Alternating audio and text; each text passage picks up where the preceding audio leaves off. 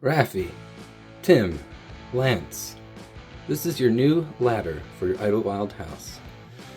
If you look closely, your sister, Allison, made sure she got a 300-pound load capacity ladder.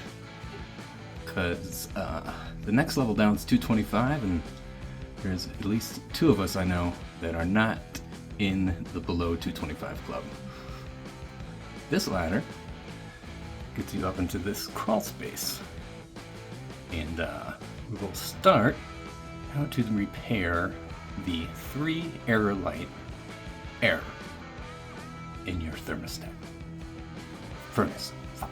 So when approaching the ladder, walking towards the bedroom, you'll see the access panel to the crawl space. What you're going to want to do is when you open this up, you're going to want to push it away from the room because the furnace is in the opposite direction. Now we are entering the crawl space. You may be thinking to yourselves, shit, I should have brought a flashlight. Well, turns out who did the work here actually had half a brain and added a light. The light just where we need it, which is by the access panels of the furnace. And that's where we're heading. But notice, it's a tight squeeze. Step 1 is to make your way over this exhaust from the furnace, which is a bit of a challenge for a heavier guy like myself, but it can be done. Also notice they put some plywood down, so there are places here where you don't necessarily have to navigate where the 2x4s that make up the ceiling are, so you don't have to entirely worry about falling through, but as you can see, there's not plywood everywhere, so you still need to be careful. Alright, here we are.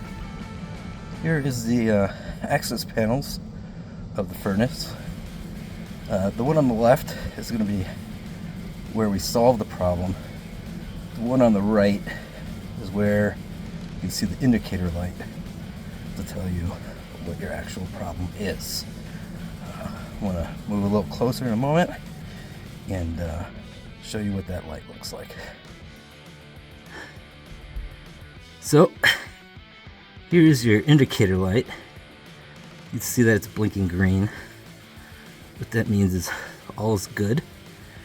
If it's blinking amber, that means it's heating up. Once it's done heating, it'll go back to blinking green. There is one error code. There's cycles of 4 amber blinks. It's something bad. I'll show you more about that in a moment. But yeah, when this is flashing red, the number of flashes will indicate what sort of problem you have. And what's nice is that the sort of codex of what this light means is defined on one of the inner panels. So I'm going to take that off and just see what that's all about. So, as you can see, I've removed the left panel and it's just twisting 2 knobs and it comes off. If you look closely,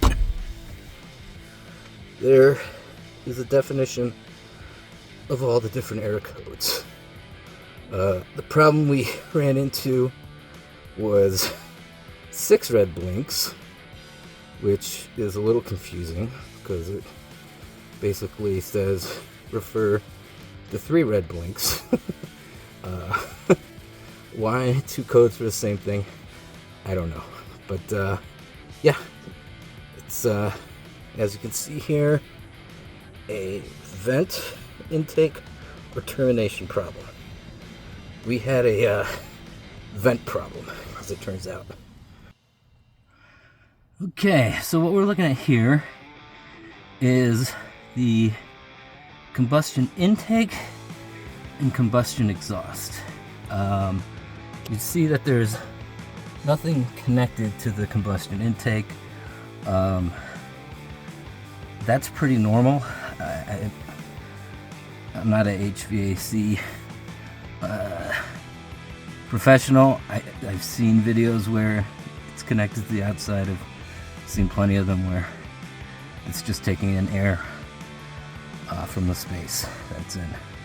But the problem we ran into was with the exhaust. So here's the exhaust pipe running up along the roof. Eventually that exits the house. A lot of times when there's problems with the combustion exhaust, it's because there's been some sort of blockage in the portion of the pipe that's outside of the house. I was on the roof, and your exhaust pipe is protected by some metal sort of grating, I guess I would call it. So pretty much impossible for any critters or birds to get in there.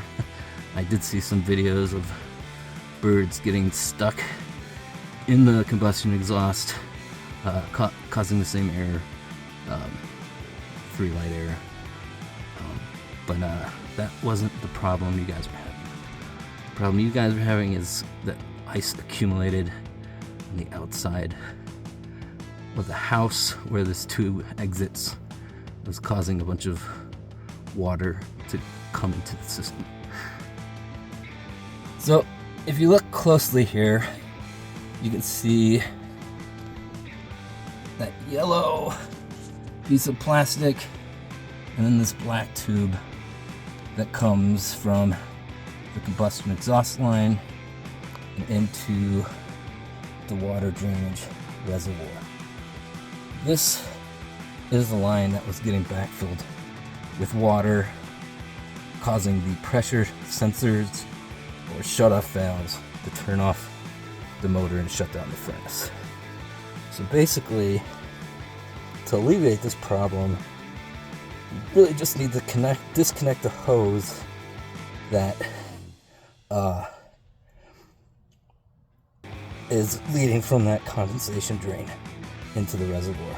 So if you see the three hoses here, the biggest one at the bottom is the drain that goes out of the house.